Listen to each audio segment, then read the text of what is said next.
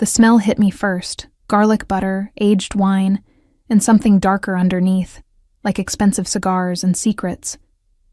I pressed my palm against the heavy oak door of Chateau Noir, the most exclusive restaurant in the city, and tried to steady my breathing. My reflection stared back at me from the polished brass handle. Hollow cheeks, secondhand black dress that hung too loose on my frame, dark circles I'd tried to cover with drugstore concealer. First day.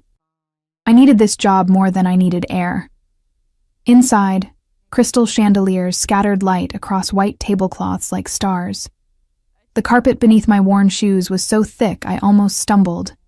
Everything gleamed: silverware, wine glasses, the faces of people who'd never known hunger. I clutched my small purse tighter, feeling the weight of my last $23 inside. "You're the new girl?" A woman in a crisp suit materialized beside me, her perfume sharp and clinical. "I'm Madame Leclerc, front of house manager. You're late. I'm sorry, the bus. We don't make excuses here. We make impressions." Her eyes traveled down my dress, lingering on the frayed hem. "That will have to do for today. Tomorrow, find something better. Follow me." The kitchen was chaos. Flames leaping, knives flashing, voices barking orders in French and English. She thrust an apron at me, black and heavy with the restaurant's gold emblem. Section 3. Tables 12 through 18. Smile. Don't speak unless spoken to. Don't touch the guests. Don't ask questions. Clear?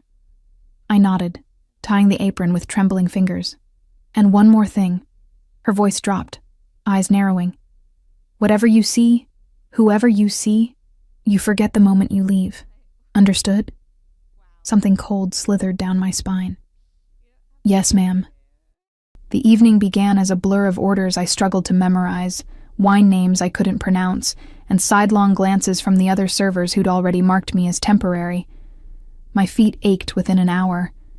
The tray felt like iron in my arms. But I smiled. I nodded. I survived. Until table 15. I was balancing 4 plates of duck confit when I saw him, an elderly man in a wheelchair near the kitchen corridor, struggling to reach something he'd dropped. His cane had rolled too far. His weathered hands shook as he tried to lean forward, his face contorting with pain and frustration. Everyone swept past him. The other servers, the sommelier, even Madame Leclerc glanced away as if he were invisible. My mother's voice echoed in my memory. "We help when we can, mija, always." I set down my tray and knelt beside him, retrieving the cane before he could strain further. Up close, I saw the expensive cut of his suit, the gold watch on his wrist, the faded tattoo barely visible on his hand, some kind of crown or crest. "Here, sir." I placed the cane carefully in his palm. His eyes met mine, sharp gray, nothing fragile about them despite his body's betrayal. For a moment, he simply stared, as if I'd done something unthinkable. "Thank you," he said finally, his accent thick, Eastern European maybe. "You are new. First day." I managed a smile despite the exhaustion pulling at me. "Your name?" "Elena. Elena Morales." Something flickered across his face. Recognition, approval.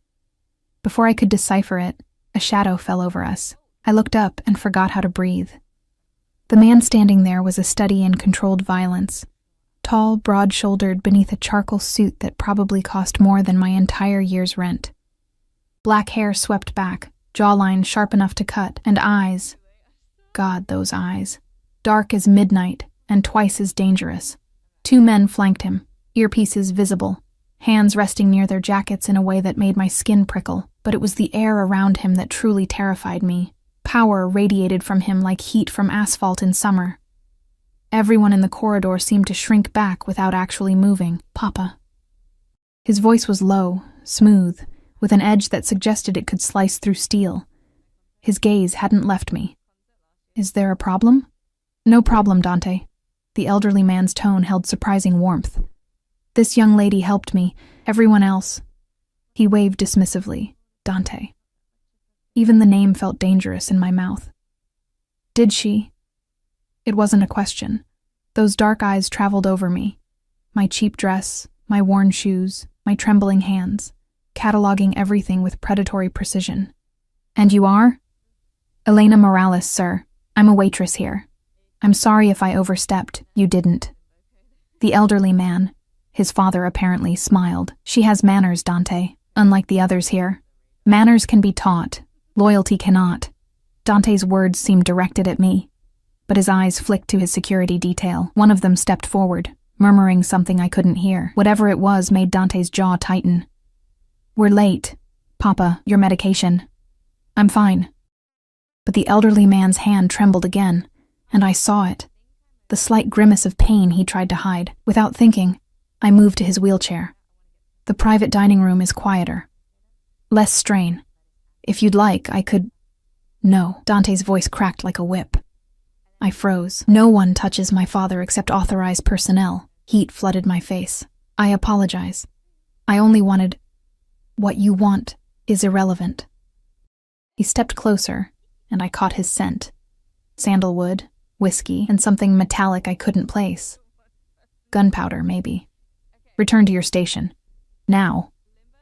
I scrambled up, but the elderly man caught my wrist with surprising strength. His skin was paper-thin, spotted with age, but his grip was firm. Dante, he said quietly. She meant well. That's what they all say before they plant a knife in your back. But Dante pulled out his phone, typing something rapidly. Leclerc, now. Madame Leclerc appeared within seconds, her face pale. Mr. Volkov, how may I... This waitress. She's assigned to us tonight. Private room 7. No one else enters. My stomach dropped. Private room 7 was whispered about among the staff, the room where dangerous people conducted dangerous business, where girls sometimes emerged with envelopes full of cash and hollow eyes. Of course, Mr. Volkov. Elena, you'll... No, the word burst from my lips before I could stop it.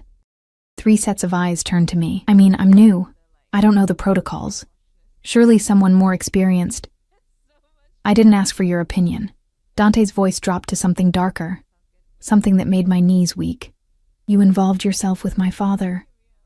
Now you'll finish what you started. Dante, his father said again, firmer this time. You're frightening the girl. Good. Fear keeps people honest, but even as he said it, his expression shifted slightly. A flash of something that might have been curiosity or assessment. He stepped back, creating space between us that somehow felt more dangerous than his proximity. Private room 7, 30 minutes. Do not speak of what you see or hear. Do not make eye contact with my associates. Do not serve anyone until my father has been served first. Do you understand? I nodded, not trusting my voice. Words, Elena. Hearing my name in his mouth felt like a brand. Yes, I understand. Good. He turned to his security. Victor, background check, full workup. I want to know everything by the time dinner ends. Then to his father. Let's go. They moved past me, Dante's shoulder brushing mine for just a second. But that second was enough to feel the coiled violence in him, the barely leashed danger. One of his security guards remained behind, dark eyes fixed on me with the focus of a predator marking prey. Madame Leclerc gripped my elbow hard enough to bruise. What did I tell you about not making impressions? I was just helping. Dante Volkov doesn't need help. He doesn't want kindness. He wants obedience. She yanked me toward the kitchen. Do you have any idea who that was? Do you understand what you've done? My heart hammered against my ribs. Who is he? She laughed, high and brittle. If you have to ask, you're already in too deep. Get yourself together. They want you in 30 minutes. Don't be late. Don't be stupid. And for the love of God, don't look him in the eye unless he tells you to. She released me and disappeared into the dining room, leaving me swaying beside a prep station. One of the line cooks glanced over, pity clear on his weathered face. Volkov family, he muttered in a thick accent. Russian bratva. You help old man, yes? Yes. He dropped his cane. The cook shook his head slowly. Kind heart, stupid move. Dante Volkov, he owns half this city. Police, judges, politicians, all in pocket. You know what bratva means? I shook my head. Brotherhood, Mafia. He made a throat-cutting gesture. Very dangerous men. And Dante? He is most dangerous. They say he killed first man at 15, his own uncle, for betraying family. Ice flooded my veins. That's just a rumor, right? The cook's expression said everything his words didn't. I spent the next 30 minutes in the bathroom, splashing water on my face, trying to slow my racing pulse. In the mirror, I looked smaller than ever, a mouse caught in a trap of my own making. I'd only wanted to help. Wasn't that what decent people did? But Madame Leclerc's words echoed. Whatever you see, whoever you see, you forget the moment you leave. What had I walked into? When I finally made my way to private room 7, my hands were steadier, but my heart felt like a war drum. The door was solid mahogany, guarded by one of Dante's men, the one called Victor, built like a tank in an expensive suit. He eyed me coldly. Phone. What? Your phone. Hand it over. With shaking fingers, I retrieved my ancient smartphone from my apron. He examined it, did something with a small device that beeped, then pocketed it. You get it back when you leave. Any recordings? Any photos? You don't leave at all. Clear? I nodded. He opened the door. The private room was smaller than I expected, but infinitely more opulent. Walls paneled in dark wood. A single table set with silver and crystal, gas fireplace casting flickering shadows. And there, at the head of the table, sat Dante Volkov. He'd removed his jacket. His white shirt was rolled to his elbows, revealing forearms roped with muscle and scattered with scars. A tumbler of amber liquid sat before him. His father occupied the wheelchair beside him, looking frailer in the firelight, but somehow more regal too.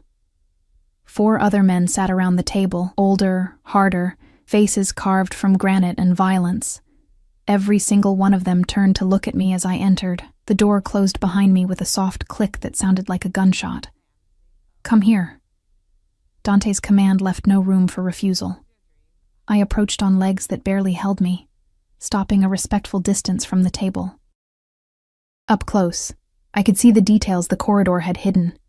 A thin scar cutting through his left eyebrow, the slight crook in his nose as if it had been broken and reset, the way his fingers drummed against the table in a pattern that seemed like code. Pour for my father first. Wine. The Chateau Margaux, not the Bordeaux. I found the bottle on the sidebar, heavy and cold in my hands. The label was in French, the year 1995. I'd never held anything so expensive. One wrong move, and I'd owe more than I could earn in 6 months. Moving to the elderly man's side, I poured carefully, watching the dark red liquid catch the firelight. His gray eyes met mine again, and this time there was approval in them. Thank you, dear child. You're welcome, sir. My name is Mikhail, he said gently. You may call me that. Papa. Dante's voice held warning. She helped me, Dante. She deserves courtesy. Mikhail's tone turned sharp, something you seem to have forgotten in your quest to intimidate everyone. The other men at the table remained statue still, but I sensed their attention sharpening, waiting to see how Dante would respond to this challenge. He simply smiled, an expression that didn't reach his eyes. Of course, Papa. Courtesy. He looked at me. Pour for everyone else, then stand by the wall, silent, invisible. I obeyed, moving around the table, feeling the weight of each man's gaze. One of them, gray-haired with cold blue eyes, let his stare linger on my neck. Another examined my hands as if checking for weapons. When I finished, I retreated to the wall as instructed, hands clasped, eyes down. Now, Dante said, his voice taking on a different quality, harder, businesslike. About the Marino situation. In front of her? Gray hair interrupted. Dante's smile widened. She's been background checked. Single mother, works 3 jobs, lives in the Narrows. No criminal record, no connections. She's nobody. And even if she weren't. He finally looked directly at me, and I felt the threat in his gaze like a physical touch. She knows what happens to people who talk. Don't you, Elena? My throat was dust. Yes, sir. Good girl. The words should have been patronizing. Instead, they sent an unwanted shiver down my spine. They began talking. About territories, shipments, payments owed. I tried not to listen, focusing on the pattern in the wallpaper, the crackling fire, Anything but the details of criminal enterprise unfolding before me, but I couldn't unhear everything. Names, dates, locations. It accumulated in my mind like poison. Then Mikhail's hand trembled again, his wine glass slipping. I moved without thinking, catching it before it could fall, steadying his arm with my other hand. The room went silent. Dante rose slowly from his chair, and the temperature seemed to drop 10 degrees. I said, he breathed, "Do not touch my father." "I'm sorry, he was going to drop... Victor." The door opened. The massive guard appeared. "Take her to my office. I'll deal with her after dinner." Terror exploded in my chest. "Please, I was only trying to help." "That's your problem, Elena." Dante moved around the table with predatory grace. "You keep trying to help. You keep inserting yourself where you don't belong. You keep making yourself seen." He stopped inches from me, so close I could see gold flecks in his dark eyes. "And now I see you, and that's a problem. For both of us." "Dante," Mikhail said. "She did nothing wrong. She did everything wrong, but he didn't take his eyes off me. She saw, she heard, she knows." "I don't know anything," I whispered. "I swear I won't say anything." "You're right, you won't." He nodded to Victor. "Take her." Victor's hand closed around my arm, not brutally, but inescapably. As he pulled me toward the door, I looked back at Mikhail, desperate for some intervention, some mercy. The old man's face held regret. But he said nothing. The door closed behind me, and I was led down a hallway I hadn't seen before, away from the restaurant's main rooms, into depths that smelled of old wood and older secrets. We stopped before another door. Victor knocked once. "Enter," came a female voice. Inside was an office, leather furniture, bookshelves, a massive desk, and behind it sat a woman in her 50s, elegant and sharp-eyed, examining me like I was a specimen under glass. "Is this her?" "Yes, ma'am." The woman rose, circling me slowly. "The one who helped Mikhail?" "Yes, ma'am." She lifted my chin, forcing me to meet her gaze. Her eyes were the same dark shade as Dante's. "What's your name, child?" "Elena." "Elena Morales. And you're aware of who you helped? What you've witnessed?" Tears pricked my eyes. "I didn't mean to cause trouble. I saw someone who needed help, and I helped. That's all." "That's all," she repeated softly. Then, "Victor, leave us." He hesitated. "Ma'am," Dante said, "I know what my son said. Leave us." Victor left, closing the door with a soft click. The woman returned to her desk, gesturing for me to sit. I did, perching on the edge of the chair, ready to bolt. "I'm Katerina Volkov," she said. "Dante's mother. Mikhail's daughter-in-law." She poured 2 glasses of water, sliding one across to me. "Drink. You look like you're about to faint." I sipped gratefully, the cool liquid soothing my parched throat. "My son thinks you're a liability," Katerina continued. "A loose end. In our world, loose ends are eliminated." The water turned to ash in my mouth. "But I see something different." She leaned forward. "I see a young woman with good instincts, kind heart, and terrible timing. Tell me, Elena, do you have family?" "A daughter," I whispered. "Sophia, she's 4. "And her father?" "Gone. He left when I was pregnant." Katerina's expression softened infinitesimally. "Then you understand what it means to protect what's yours, to do whatever necessary for survival." I nodded, not trusting my voice. "Good. Because I'm going to offer you a choice." She pulled a folder from her drawer, laying it inside open. Were photos of me. At my apartment, at my other jobs, even one of me picking up Sophia from daycare. "We know everything about you, Elena. Where you live, where you work, who you love. We know your daughter goes to Little Sprouts daycare on Maple Street.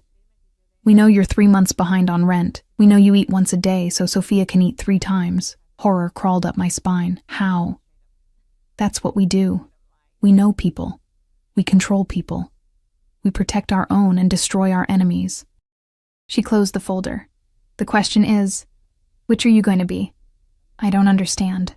Dante wants you gone, a liability removed, but I think you could be useful. My father-in-law is dying, Elena. Cancer, aggressive and terminal.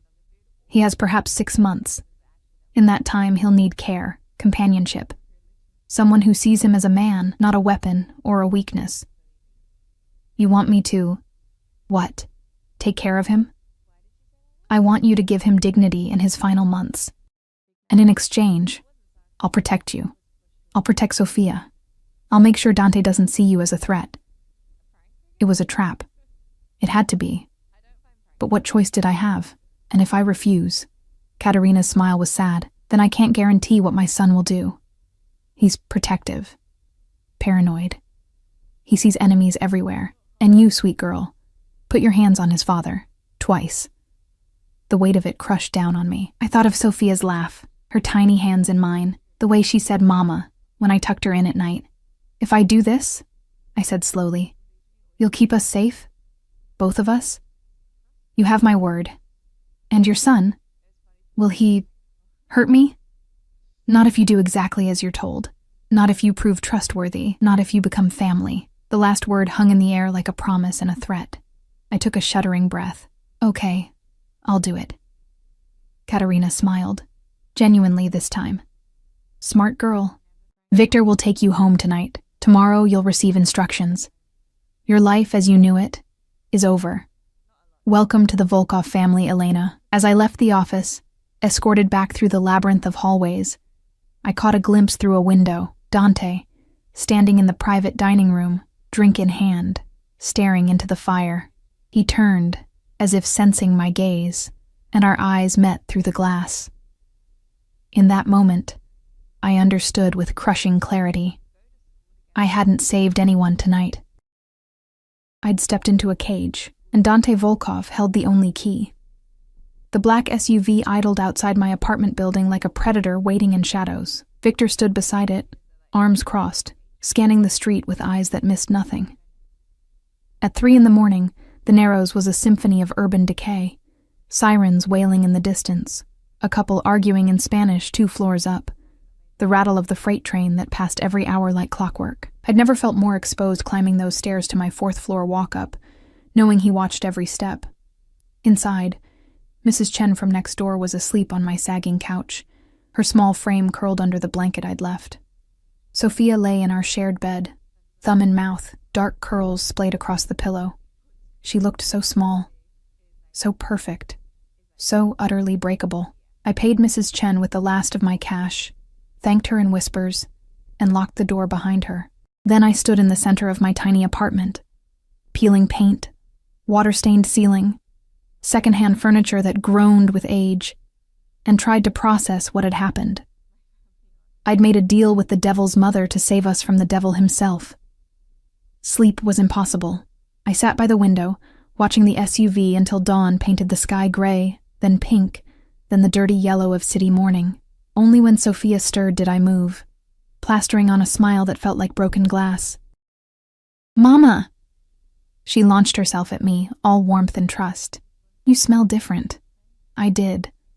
Like expensive wine and dangerous men and decisions that couldn't be unmade. New job, baby. Mama's working at a fancy restaurant now. With the pretty glasses? Like Cinderella? If only she knew how accurate that comparison was. Something like that. I got her ready for daycare, braiding her hair with shaking hands, packing the lunch I'd prepared the night before my world tilted off its axis. As we descended the stairs, I noticed him immediately, not Victor. Someone else. Younger, leaner, with a tattoo creeping up his neck and eyes that tracked our movement with professional detachment. He stood across the street, pretending to smoke, but I recognized a guard when I saw one now. They were already watching us. At Little Sprouts Daycare, I held Sophia tighter than usual. Ms. Patricia, the director, noticed. Everything okay, Elena? No. Nothing would ever be okay again. Fine. Just tired.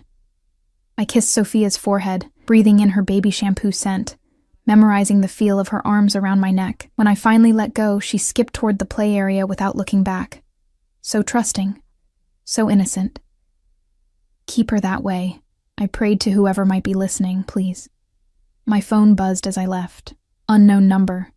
Car will collect you at noon. Wear something presentable. KV, Katerina Volkov. My new keeper. I had 3 hours. I I spent them at the thrift store on Morrison Street, using the credit card I'd sworn never to touch except in emergencies. A simple black dress, not unlike the one I'd worn last night, but better fitted. Shoes that didn't have scuffs. A cardigan that looked almost professional. In the changing room mirror, I barely recognized myself. I looked older, haunted. I looked like someone who'd made a deal she'd regret forever. At noon exactly, a different SUV arrived, sleek, black, windows tinted dark enough to hide anything. The driver was a woman this time, blonde and ice-cold beautiful, who didn't speak as I climbed into the back seat. We drove through the city, leaving the Narrows behind, climbing toward the hills where the air itself seemed cleaner, where houses became estates and gates became fortresses. The SUV turned onto a private road lined with ancient oaks, their branches forming a tunnel that blocked out the sun. The Volkov estate emerged like something from another world. 3 stories of stone and glass, surrounded by manicured gardens that probably employed a dozen people. Fountains, sculptures, security cameras on every corner, and men in suits patrolling the perimeter with dogs that looked more wolf than pet. This was where Mikhail Volkov lived, where Dante Volkov ruled. My stomach twisted into knots. The driver led me through a side entrance, down marble hallways hung with art I recognized from textbooks. Originals, not prints. Russian landscapes, Orthodox icons. One painting of a woman who had Dante's eyes and Mikhail's sharp cheekbones, wearing jewels that could feed my neighborhood for a year. We stopped before a set of double doors. The driver knocked once. "Come," Mikhail's voice called. Inside, the room was half library, half medical ward. Bookshelves lined one wall, crammed with volumes in multiple languages. But the other side held a hospital bed, IV stands, monitoring equipment that beeped softly. The smell of antiseptic fought with the aroma of old leather and tea. Mikhail sat in his wheelchair by the window, a blanket over his legs despite the room's warmth. Morning light painted him in shades of gray. His skin, his hair, even his eyes seemed faded, as if death was already bleaching him from the world. But when he saw me, those eyes sharpened. "Elena, you came. Did I have a choice?" A smile ghosted across his lips. "Always honest? That's good. I'm tired of people who lie." He gestured to the chair beside him. "Sit. We should talk." I sat, hands folded in my lap, trying to ignore the IV line running into his arm, the way his breath rattled slightly when he exhaled. "My daughter-in-law told you about my condition?" "Yes, sir. I'm sorry." "Don't be. I've lived longer than most men in my profession. I've seen things, done things." He trailed off, gaze distant. "I have no illusions about where I'm going when this ends, but I'd like to go with some grace, some humanity, not surrounded by nurses who see only a dying body, or family who see only a weakening empire." "What do you see when you look at me?" I had to know. A young woman who helped a stranger when everyone else looked away, a mother who would do anything for her child. His hand, trembling, reached for the teacup on the side table. I moved to help, but he shook his head. "Let me struggle. It's the struggling that reminds me I'm still alive." I watched him grip the cup, watched the liquid shake, watched him bring it to his lips with painful slowness. Pride and determination etched into every line of his weathered face. "I had a daughter once," he said finally. "Irina. She would be about your age now, would be. She died when she was 7, leukemia." The words were stones dropping into still water. "We had money, connections, the best doctors, but some things can't be bought or threatened or killed. We could only watch her fade." My throat tightened. "I'm sorry. I can't imagine." It broke something in my wife, in me, in Dante most of all. He was 12, old enough to understand death, but too young to accept it. He blamed himself for not being able to protect her. He became harder, colder. He decided that love was weakness, that caring was vulnerability. I thought of the man in the restaurant, the way he'd looked at me like I was an equation to be solved or a problem to be eliminated. "He frightens me," I admitted. "He should.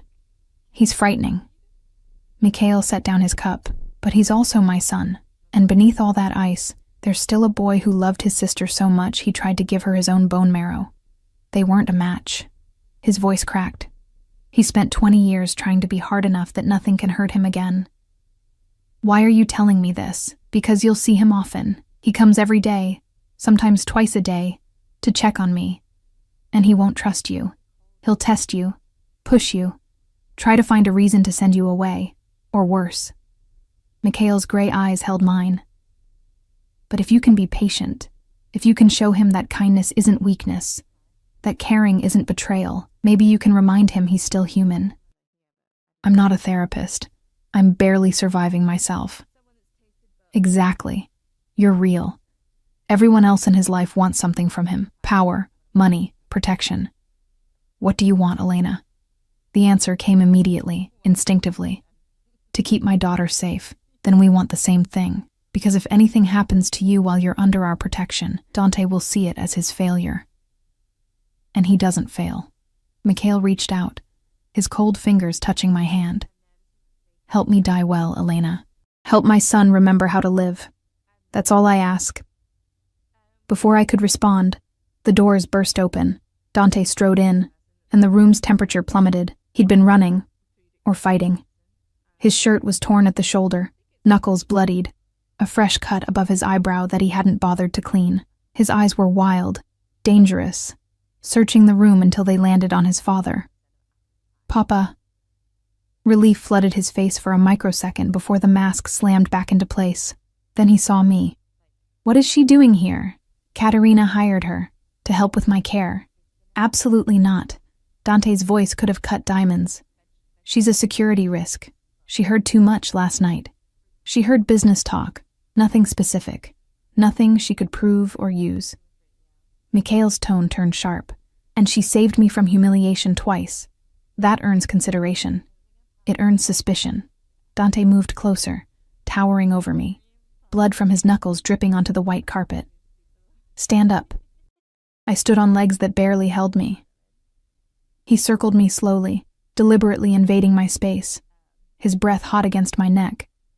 I could smell copper and gunpowder and rage. Look at me. I lifted my gaze, forcing myself to meet those dark eyes even as every instinct screamed to look away. You understand what happens if you betray us? If you talk to police, reporters, anyone? Yes. Say it. I'll die.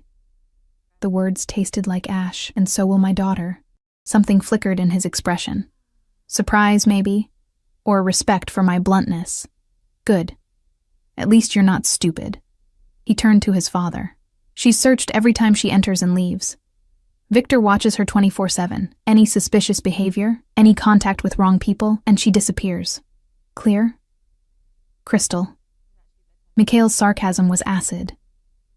Now go clean yourself up. You're dripping blood on my carpet. There was a problem at the docks. The Marino family thought they could renegotiate terms. And?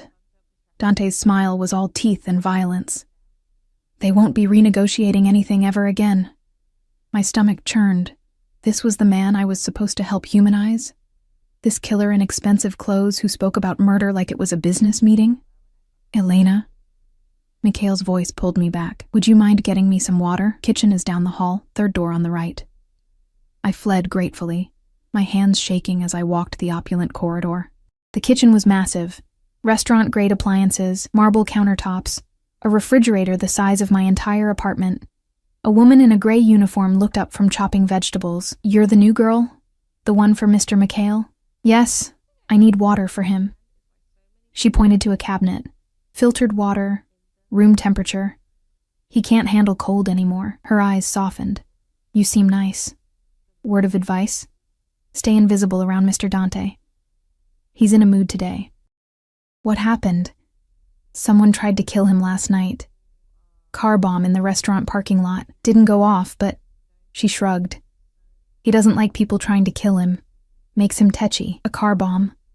While I'd been inside, serving wine and catching dropped canes, someone had been trying to murder the entire Volkov family. I filled the glass with trembling hands, heading back toward Mikhail's room.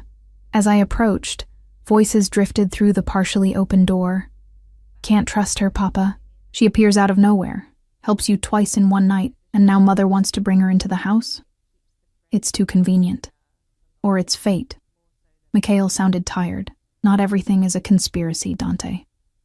In our world, everything is a conspiracy until proven otherwise. A pause. I've had men looking into her background. Single mother, multiple jobs, drowning in debt. Classic recruitment profile for an informant. Or a desperate woman trying to survive. Mikhail's voice hardened. You're becoming paranoid. Paranoia keeps us alive. Love gets us killed. Your sister's death wasn't because we loved her. Don't, the word cracked like a gunshot. Don't talk about Irina. Not today. Silence stretched. When Mikhail spoke again, his tone was gentler. She would have liked Elena. Irina always loved strays, remember? Broken birds, lost kittens. She saw goodness in everything, and the world killed her for it. The world killed her with cancer. Not kindness. Not love. A sigh. Let me have this, Dante. Let me spend my last months with someone who doesn't see me as a weapon to be sharpened or a weakness to be eliminated. Let me be a man. Just a man. Another silence. Longer. Fine. But she's watched, every second, for sign of betrayal. You'll kill her, I know. You've made that abundantly clear. I knocked softly, giving them warning. When I entered, Dante stood by the window, back rigid, hands clenched at his sides. He didn't turn as I handed Mikhail his water. Thank you, dear. Mikhail drank, then gestured to a stack of books on the table. Do you read, Elena? When I have time, which isn't often. What do you like? Anything. Everything. Stories that take me somewhere else. Escape literature. I understand. He tapped the top book. 100 Years of Solitude. Read to me? My eyes tire quickly these days. I settled into the chair, opened the book, and began. My voice felt strange in the quiet room, reading about generations and magic and love that lasted beyond death. Mikhail closed his eyes, a small smile on his lips. Dante remained at the window, a dark silhouette against the light. But I felt his attention on me like a physical weight, analyzing every word, every inflection, searching for the threat he was convinced I posed. An hour passed. Then 2. My voice grew hoarse, but I kept reading, lost in the rhythm of it, the strange comfort of beautiful words in a dangerous place. When I finally looked up, Mikhail had dozed off, his breathing deep and even. The monitors beeped their steady rhythm, proof of life continuing despite everything. He likes you. I startled. Dante had moved silently, now standing just behind my chair. Up close, I could see the exhaustion etched into his face, the dark circles under his eyes, the way his jaw clenched and unclenched. I'm just reading to him. You're giving him peace. That's more than most people can do. He moved around the chair, leaning against the wall, arms crossed. Tell me about your daughter. The question caught me off guard. Why? Because I need to understand what motivates you. What you'd kill for. What you'd die for. Sophia. Her name is Sophia. She's 4. She likes butterflies and singing and drawing pictures that don't look like anything, but she insists are unicorns. My voice softened despite myself. She's everything good I've ever done. And her father? Gone. He left when he found out I was pregnant. I haven't seen him since. Name. Why does it matter? Because everything matters. His eyes bored into mine. In my world, there are no coincidences, no accidents. Every connection is a potential threat or asset. So, his name. I wanted to refuse, but I saw the steel in his gaze, the promise of consequences if I didn't comply. Marcus Chen. He was a line cook at a restaurant in Chinatown where I waitressed. We dated for 6 months. When I told him about the baby, he said he wasn't ready to be a father and disappeared. Dante pulled out his phone, typing rapidly. Victor, I need a full workup on Marcus Chen, former line cook, Chinatown area, approximately 5 years ago. I want to know where he is, what he's doing, and everyone he's connected to. Horror flooded through me. No. Please. He's not involved. I'll decide what's involved. He pocketed the phone. If he's clean, he has nothing to fear. If he's not, he shrugged. Then you should thank me for finding out before it bit you. You can't just investigate everyone in my life. I can do whatever I want. He stepped closer, and I pressed back in my chair. That's what power means, Elena. The ability to reshape reality to match your will. The ability to protect what's yours and destroy what threatens it. His hand shot out, gripping my chin. Not brutally, but firmly enough that I couldn't look away. And right now, I haven't decided which category you fall into. My heart hammered. I'm not a threat. Prove it. How? His thumb brushed across my lower lip and I froze. The gesture was intimate and terrifying in equal measure. His eyes tracked the movement with dark intensity. By being exactly what you appear to be. A desperate woman trying to survive. Nothing more, nothing less. He released me abruptly. Fail that test, and I'll erase you from existence. Your daughter will grow up never knowing what happened to her mother. Do you understand? Yes. Good. He moved toward the door, then paused. You'll start tomorrow, 8 a.m. Victor will collect you. Bring nothing except yourself. We'll provide everything you need. What about Sophia? She'll be watched, protected, as long as you cooperate. His smile was a blade. Katerina has arranged for upgrades to your daughter's daycare security. Better locks, cameras, guards disguised as maintenance workers. Consider it a benefit of employment. Or a reminder that you can reach her anytime. Smart girl. He opened the door. You're learning. Then he was gone, leaving me alone with Mikhail's sleeping form and the crushing weight of choices I never wanted to make. I looked at the old man, his face peaceful in sleep, and wondered if I was meant to save him, or if he was meant to save me, or if we'd both simply drown together. The routine established itself with frightening speed. Every morning, Victor's SUV appeared outside my building at 7:30. Every morning, I kissed Sophia goodbye and climbed into that black vehicle, leaving one world behind and entering another. The Volkov estate became my second prison. Beautiful, suffocating, and impossible to escape. Mikhail was easy. Too easy.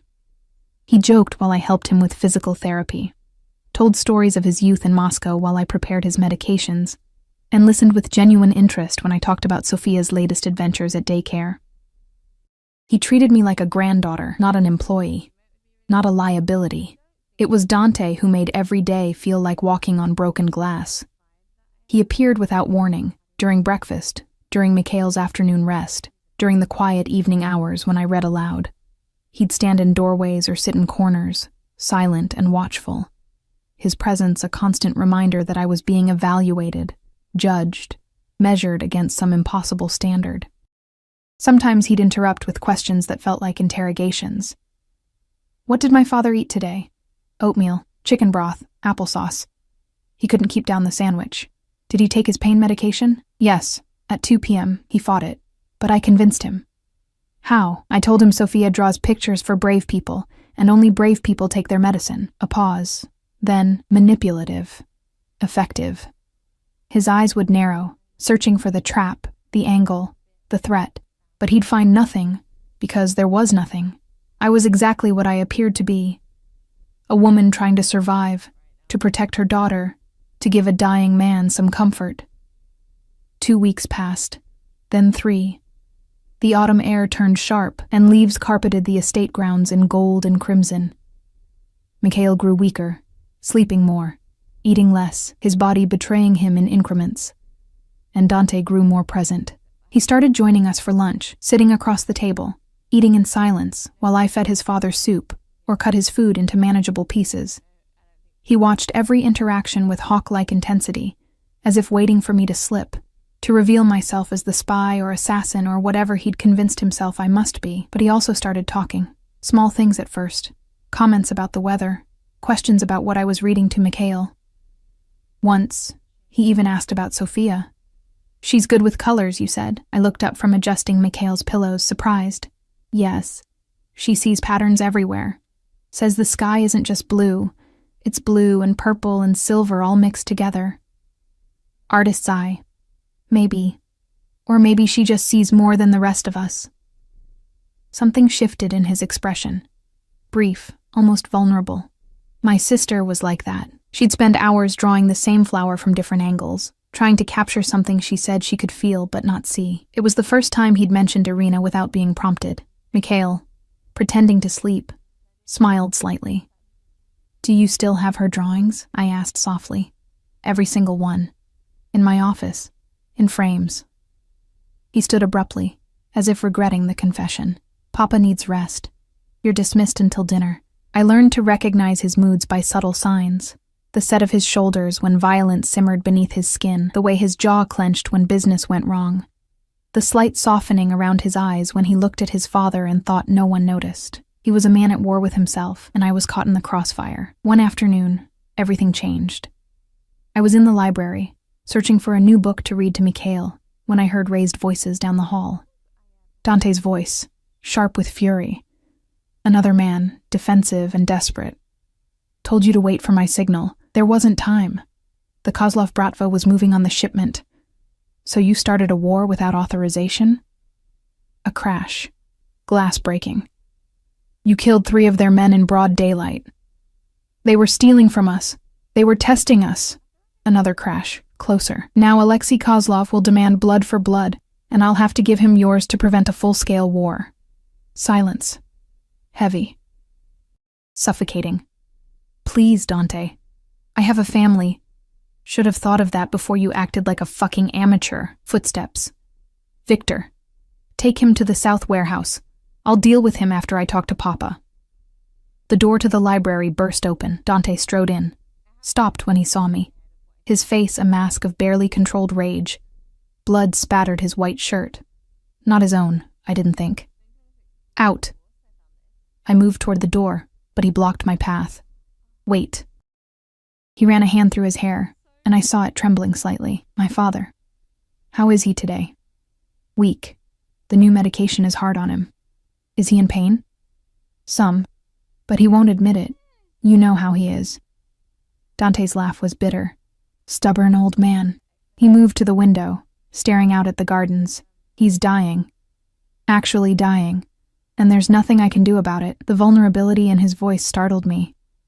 This was the man who'd just ordered someone taken to a warehouse, a death sentence by any measure, now sounding lost and young and afraid. "You can be with him," I said quietly.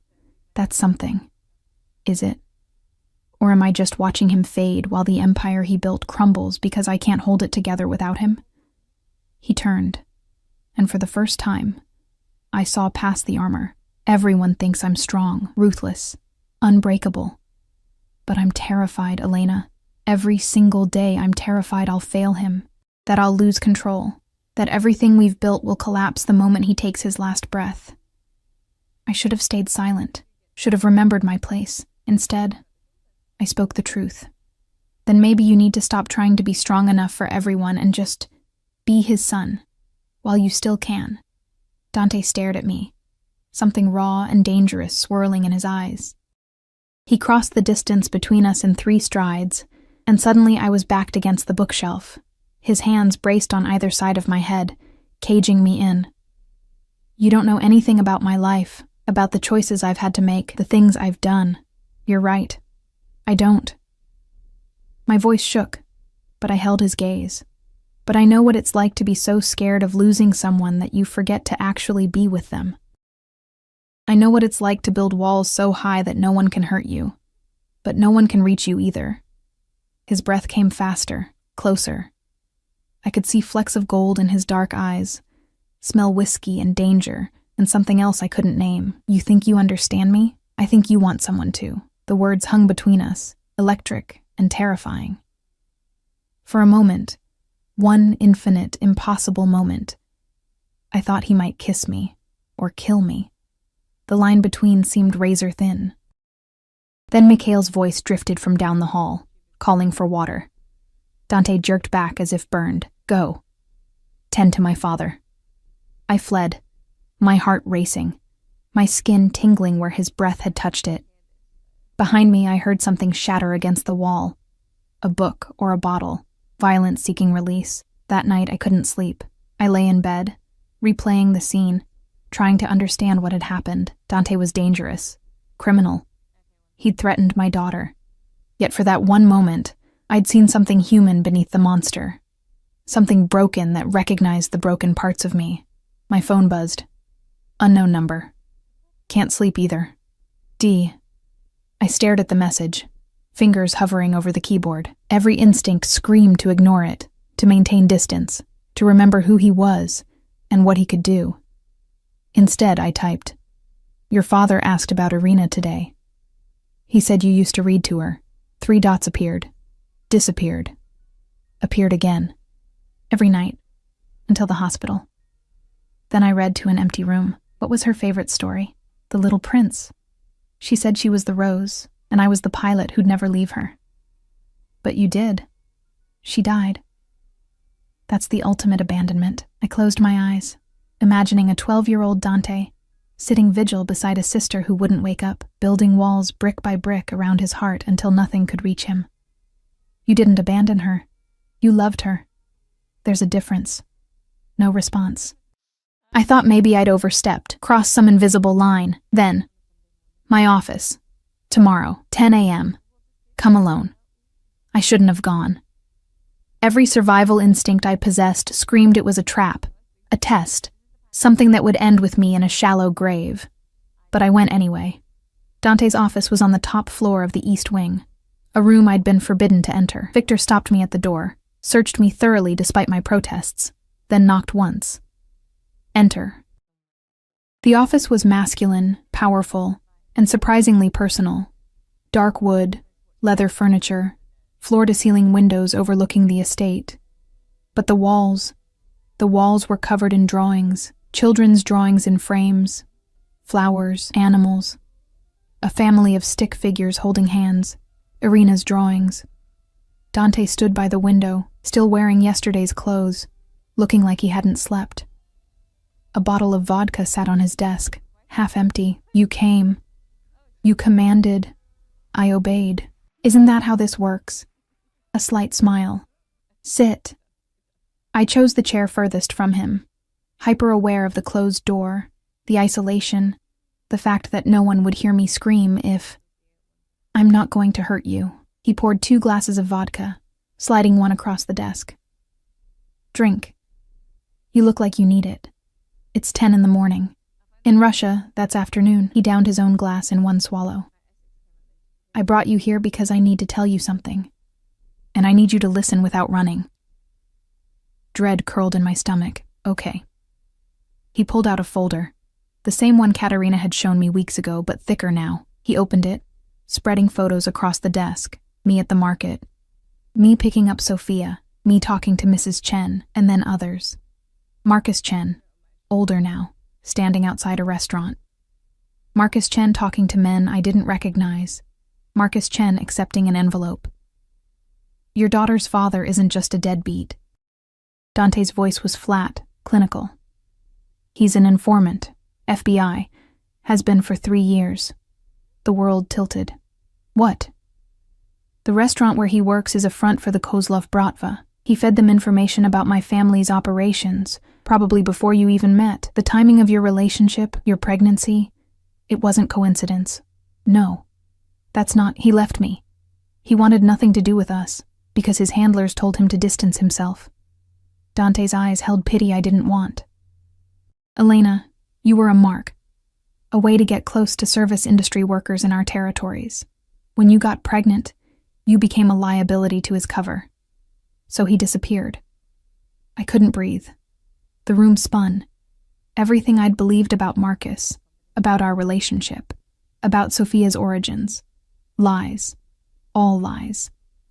But here's where it gets interesting. Dante pulled out another photo. Marcus Chen shaking hands with a man whose face I recognized from news reports. 2 weeks ago, he made contact with someone asking questions about you, about where you work now, about your schedule. My blood turned to ice. He knows I'm here. Someone knows. And they want access. Dante leaned forward. Elena, you're not just a caretaker anymore. You're bait. And Sophia... He stopped, jaw clenching. Sophia might not be his daughter by accident. She might be leverage, insurance. The implication hit me like a fist. You think he'll use her to get to you? I think someone will try. Rage exploded through my terror. Then find him, kill him, do whatever you people do. I can't. The admission seemed to cost him, not without proof he's working against us, not without knowing who else is involved. If I move too soon, I tip our hand. His eyes burned into mine. But I can protect you. Both of you. If you trust me. Trust you? You threaten to kill me every other day. And yet you're still alive. He stood, circling the desk. I could have disappeared you that first night. Could have made you vanish the moment my mother proposed this arrangement, but I didn't. Do you know why? I shook my head, mute. Because my father likes you. Because you make his last days bearable. Because... He stopped inches from me, and I felt that same electric charge from yesterday. Because you're the first real thing in my world in years. Everyone else wants something. You just want to survive. And that I understand. His hand cupped my face, thumb tracing my cheekbone. The gesture should have terrified me. Instead, warmth bloomed where he touched. Let me protect you, he whispered. Let me keep Sophia safe. Let me... He stopped, struggling with something. Let me prove I'm not the monster you think I am.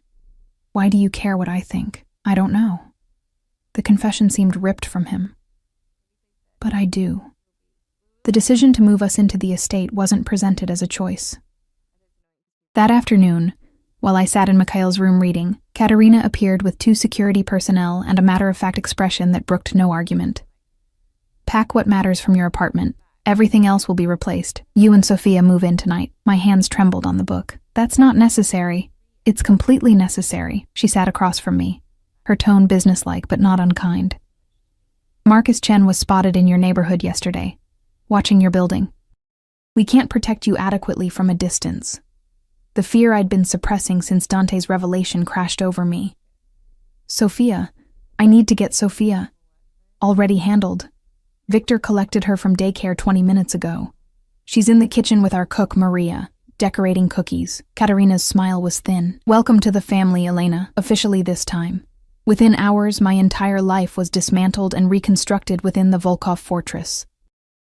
Sophia was enchanted. The estate was a fairy tale to her. All gardens and fountains, and a room decorated in butterflies that appeared as if by magic. She didn't understand we were prisoners in a gilded cage. She only saw the beauty. I saw the cameras, the guards, the locks that kept us safe, or kept us trapped. That first night in the estate, I tucked Sophia into her new bed, her eyes drooping with exhaustion from the excitement. Mama, is this our house now? For a little while, baby. I like it here. Mr. Mikhail is nice. He let me sit in his wheelchair. She yawned. And the scary man smiled at me. My heart stopped. What scary man? The one with the dark eyes. He came to the kitchen while I was making cookies. I thought he'd be mean, but he asked what I was drawing. She pulled out a crumpled paper from under her pillow, a child's drawing of stick figures. I drew our family. That's you. That's me. And I made him smile in the picture because he looked sad.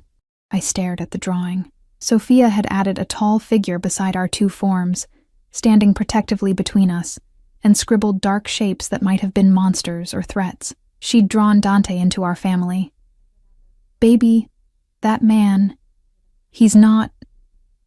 But she was already asleep, her small hand clutching the drawing like a talisman. I found Dante in his office an hour later, the door open for once. He sat behind his desk, staring at something in his hand. When I entered, he didn't hide it. Another child's drawing, this one old and faded, a flower. Irina's signature in the corner. She gave this to me the day before she died. He said without looking up. Said it was a sunshine flower because it would bloom even in darkness. His laugh was hollow. She was wrong. Everything died with her. Not everything. I held out Sophia's drawing. She made this for you. He took it slowly, his expression unreadable as he studied the stick figures. When his eyes lifted to mine, something raw swam in their depths. She's 4 years old and she can see I'm a monster. But she drew me smiling anyway. Children see truth differently than adults. They see potential, not just reality. What do you see when you look at me, Elena? He stood, moving around the desk. Monster? Protector? Killer? All of it. None of it. I held my ground as he approached. I see someone trying so hard to be strong that he's forgotten how to be anything else. Maybe that's all I am now. I don't believe that. You should. But he didn't move away. I've killed 17 men with my own hands. I've ordered the deaths of dozens more. I've broken bones, burned buildings, destroyed lives without hesitation. He was close enough now that I could see the scar tissue on his knuckles, the faded marks on his neck. Your daughter drew me smiling, but I don't remember how. Without thinking, I reached up and touched his face, just my fingertips against his jaw, feeling the tension there, the clench of muscles holding back too much for too long.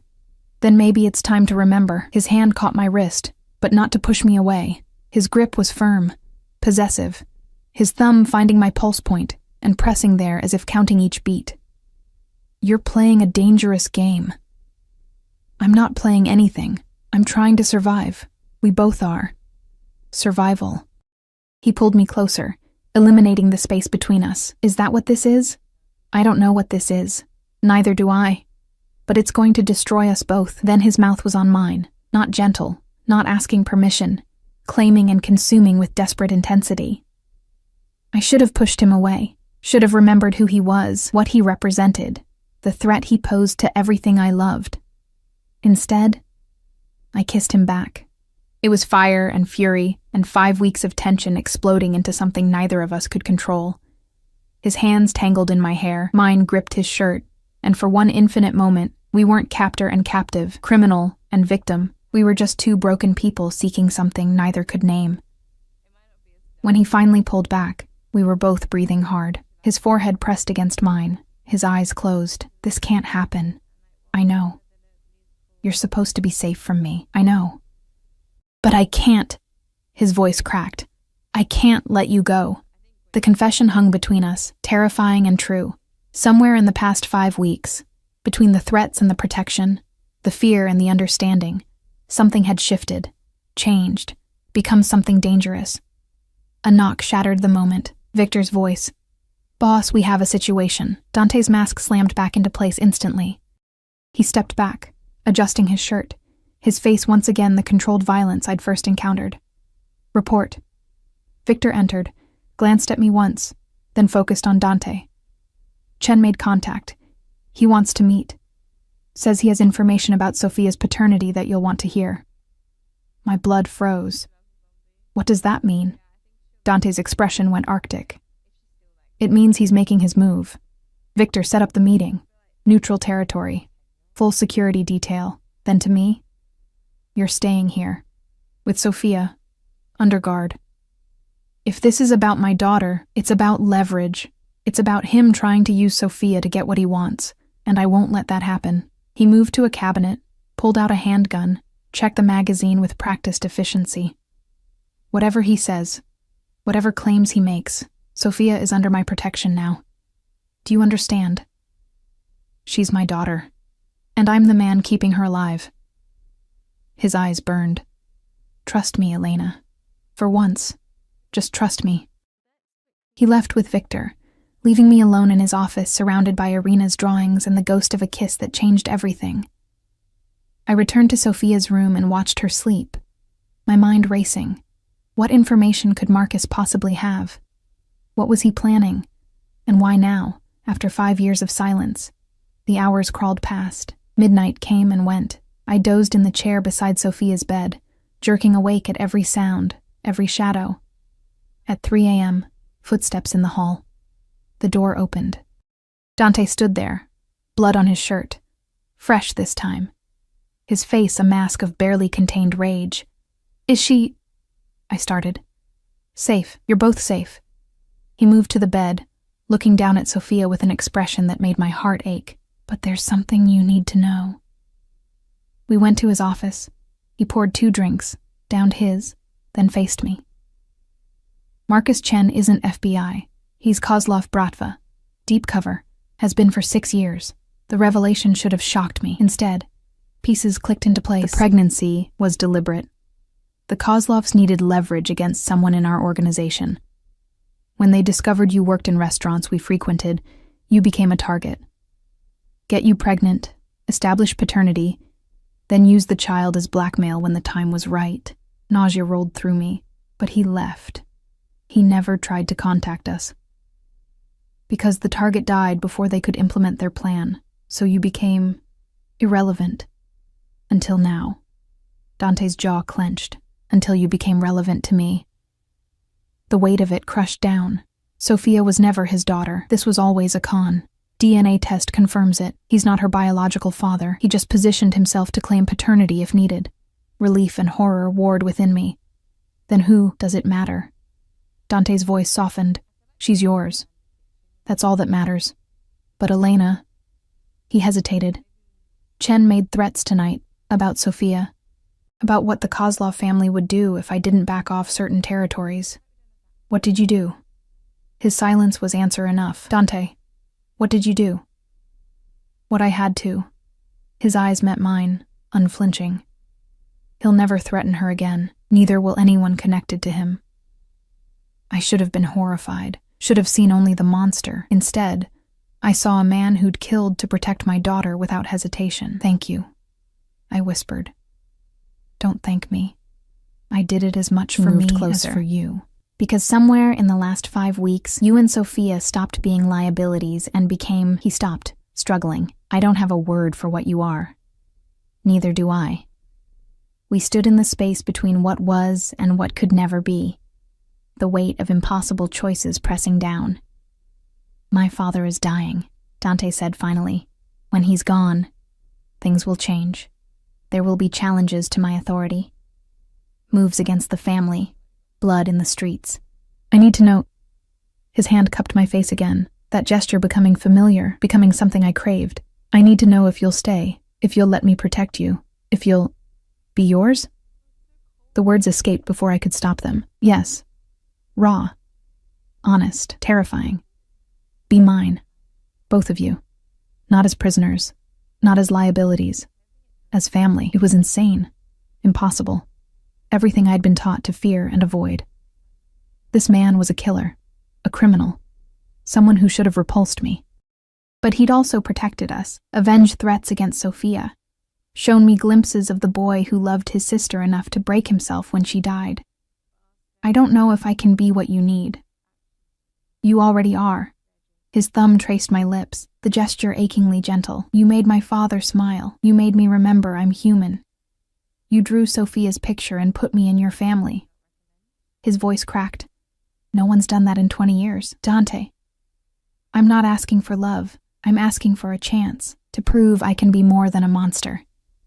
To show you that this world, my world, can be safe for you. I thought of Sophia, sleeping peacefully in a room filled with butterflies.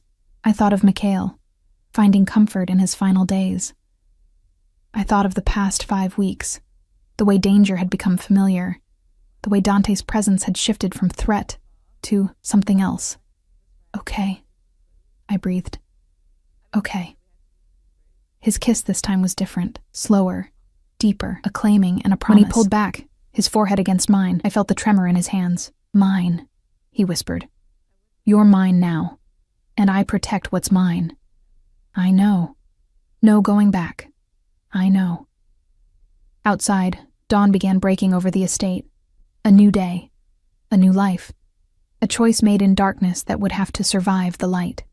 Mikhail Volkov died on a Tuesday morning, 3 weeks later, with autumn rain painting the windows gray and his family surrounding him like a fortress against the inevitable. I held one of his weathered hands while Dante gripped the other, Katerina standing behind her son with a hand on his shoulder. The monitors beeped slower, slower, slower, until they flatlined into a single, endless tone that seemed to hollow out the world. Dante didn't move, didn't speak, just stared at his father's peaceful face, with an expression so devastated it hurt to witness. Papa, he whispered finally, the word breaking.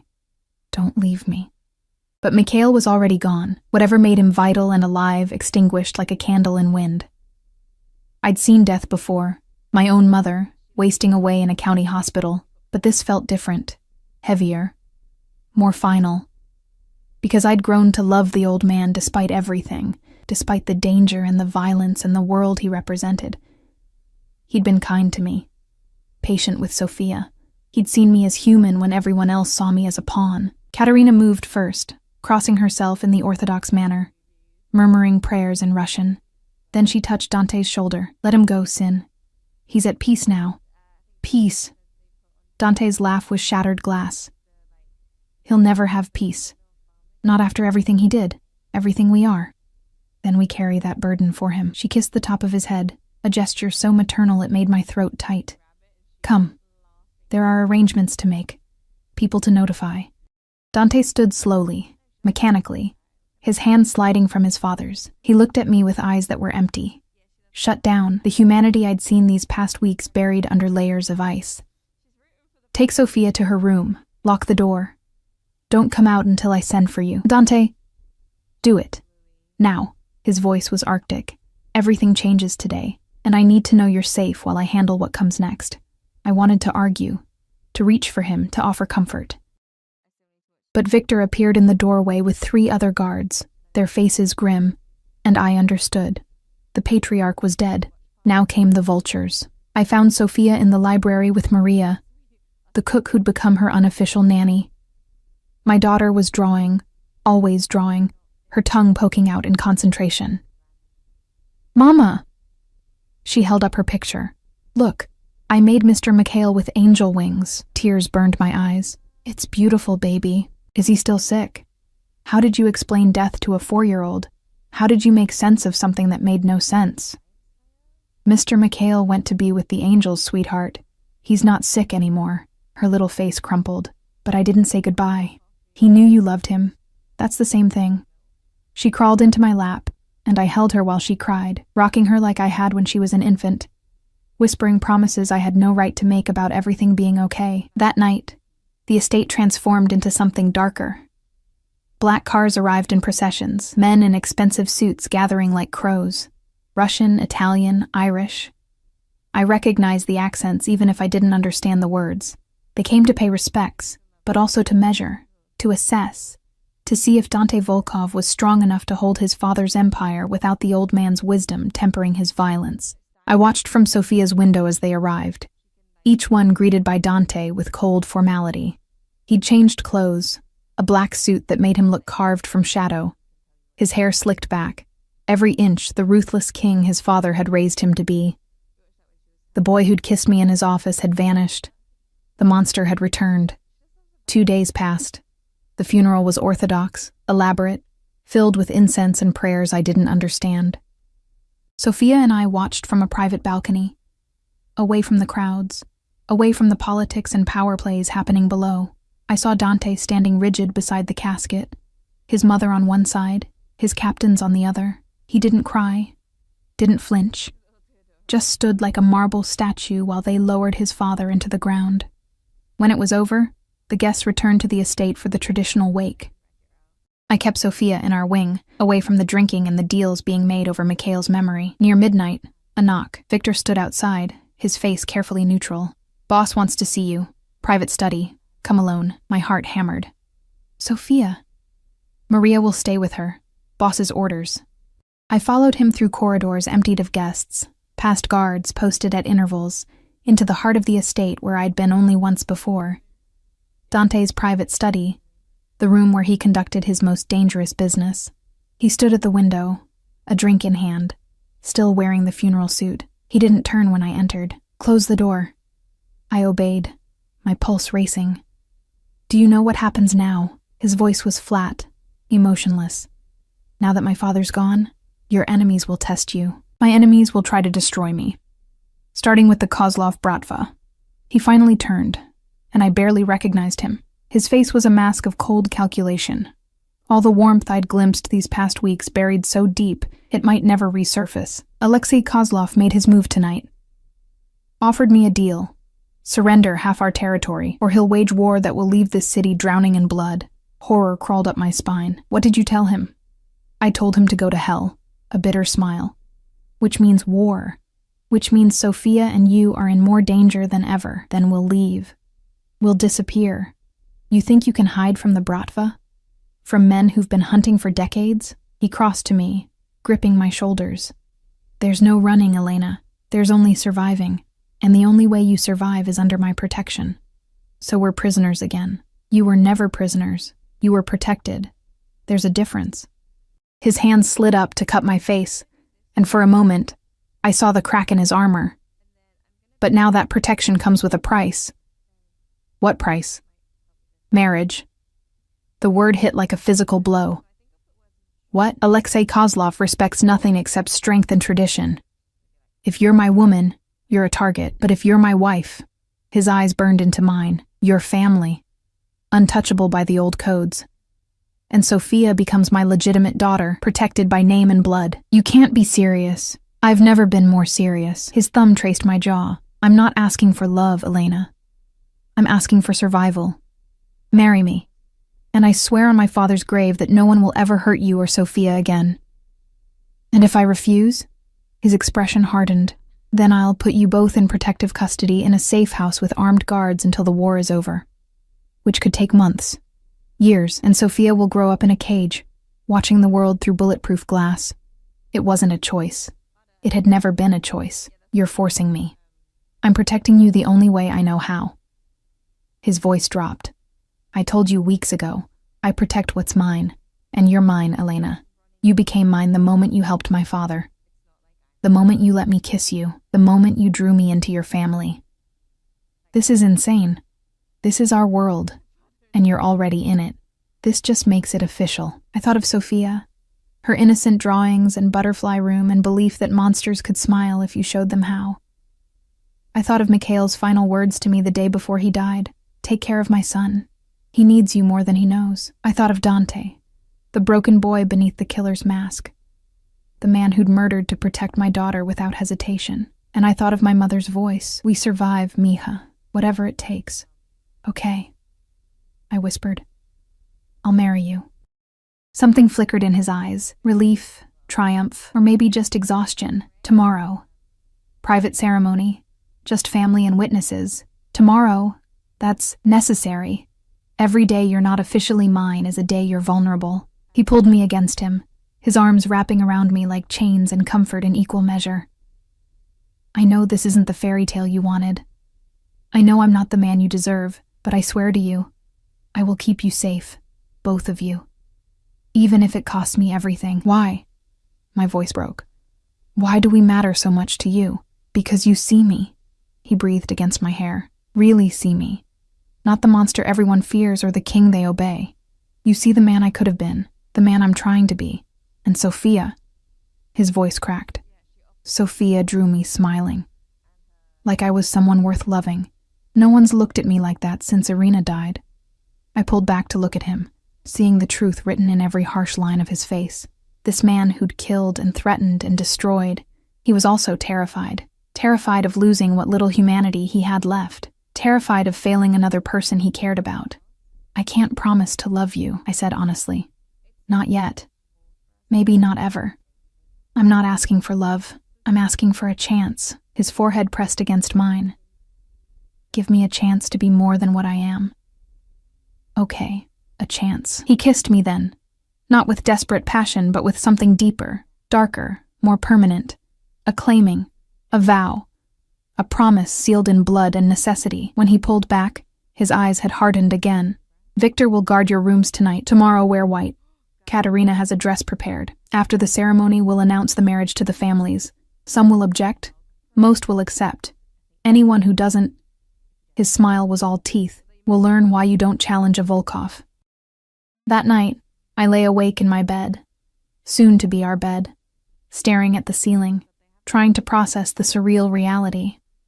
Tomorrow I would marry a man I feared and was beginning to understand.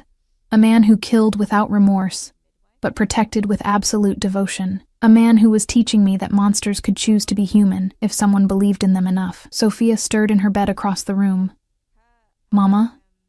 Yes, baby? Are we going to stay here forever? Forever. Such a big word for such a small person. Would you like that? I think so. It's safe here. And Mr. Dante? He's not scary anymore. He's just sad. Like you were when Abuela died, out of the mouths of children. Go to sleep, sweetheart. Tomorrow is a big day. What kind of day? A new beginning.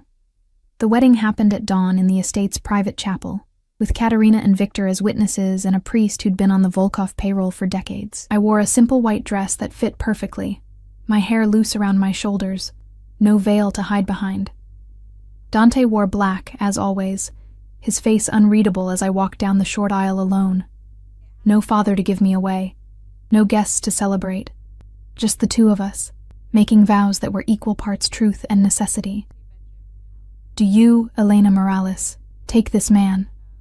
I do. Do you, Dante Volkov, take this woman? I do. His voice was steel and silk. The rings, platinum bands engraved with Russian words I didn't understand, slid onto our fingers like shackles or salvation, depending on how you looked at it. You may kiss your bride. Dante's kiss was possessive, claiming, a public declaration that I belonged to him now. When he pulled back, his eyes held dark promise, mine. He murmured against my lips, forever mine. Forever, I echoed, sealing my fate. The announcement went out within the hour. By noon, the entire underworld knew Dante Volkov had taken a wife. The Kozlov Bratva's response came at sunset. A severed rose delivered to the gate with a note in Russian. Katerina translated, her face grim. Enjoy your wedding night. It may be your last. Dante read it without expression, then handed it to Victor. Double the guards. No one enters without full clearance. And send a message to Alexei. Tell him if he wants war, I'll bring it to his doorstep. That night, our wedding night, Dante came to my room. Our room now. Sophia was asleep in the adjacent nursery that had been prepared, guards posted outside. He stood in the doorway, still dressed, looking at me like I was something precious and terrifying. I don't expect, he started. I know. This doesn't have to be. I know that too. Silence stretched. Then, are you afraid of me? I considered the question honestly. Sometimes, but not right now. He crossed to me slowly, carefully, giving me time to retreat if I wanted. When he reached me, his hands were gentle on my face. I've done terrible things, Elena. I'll do more terrible things to keep you safe. I need you to accept that.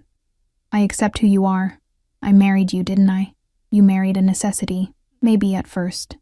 I covered his hands with mine, but somewhere along the way, you became more than that. You became Dante. Just Dante. Not the killer or the king, just a man trying to survive. Like me, something broke in his expression. I don't know how to be just a man, then we'll figure it out together. He kissed me then, and this time it wasn't about claiming or possession. It was about two broken people finding something like peace in each other's arms. When he carried me to the bed, when he touched me with surprising tenderness, when he whispered my name like a prayer, I understood that we were both captives of this life, this choice, this impossible love growing in the spaces between fear and trust. Later, with dawn painting the sky and Dante sleeping beside me, I heard Sophia's voice in the next room, talking to herself as she drew. I slipped from bed, wrapped in a robe, and found her at her little desk, creating another masterpiece. What are you drawing, baby? She held it up proudly. Our family. That's you.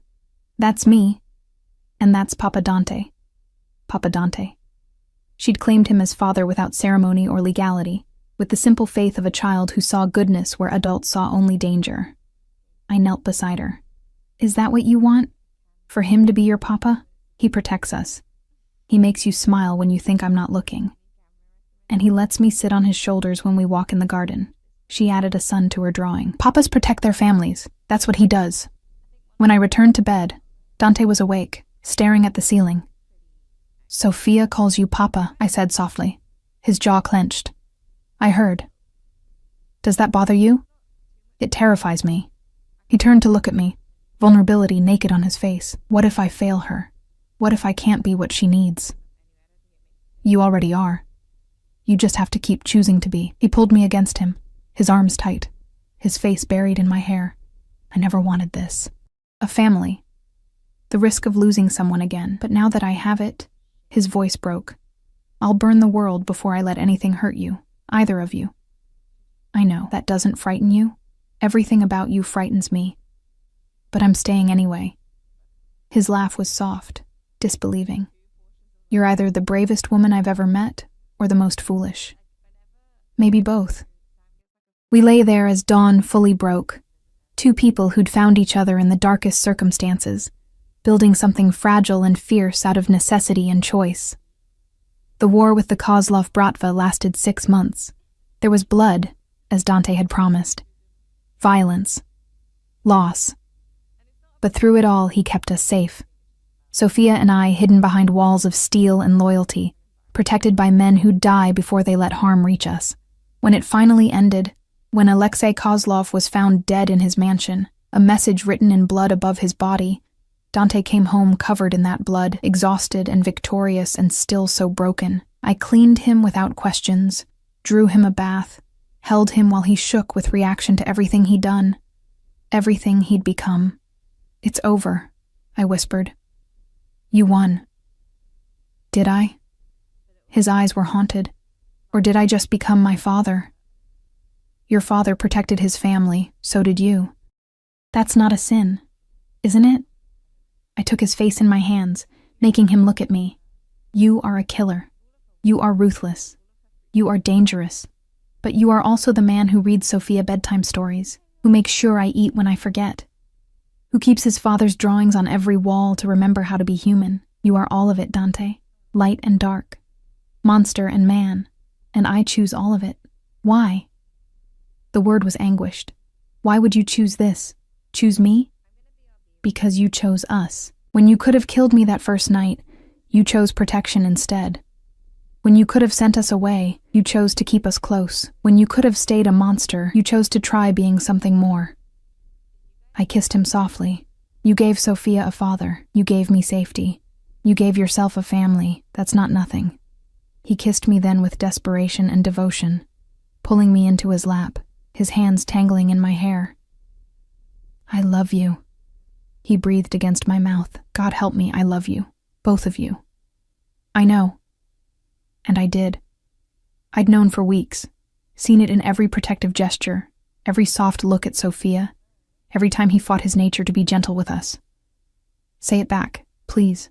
It was the please that broke me. This man who commanded armies, who inspired fear with a glance, begging for 3 words. "I love you too, Dante, even though I shouldn't, even though it's insane. I love you." His smile was blinding, transforming his face into something almost beautiful. "Say it again. I love you. Again. I love you, Dante Volkov, my husband, my monster, my man." He carried me to bed, and this time when we came together, it wasn't about necessity or survival. It was about love. Complicated, dangerous, impossible love that had grown in the darkest soil and bloomed despite everything. 2 years later, I stood in the garden watching Sophia chase butterflies while her baby brother, Mikhail, named for his grandfather, slept in my arms. Dante stood beside me, his hand on the small of my back, his face softer than I'd ever imagined it could be. "Happy?" he asked. I looked at our children, our home, our life built from ashes and choices and desperate faith. Terrifyingly happy. Good. He kissed my temple.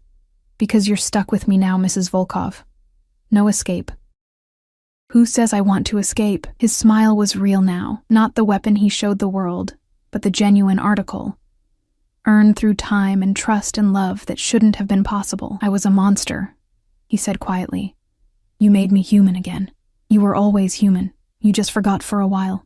Sophia ran up, grabbing Dante's hand. "Papa, come see! I found a blue butterfly." He let her pull him away, this man who ruled an empire with an iron fist, but melted for a 6-year-old's butterfly.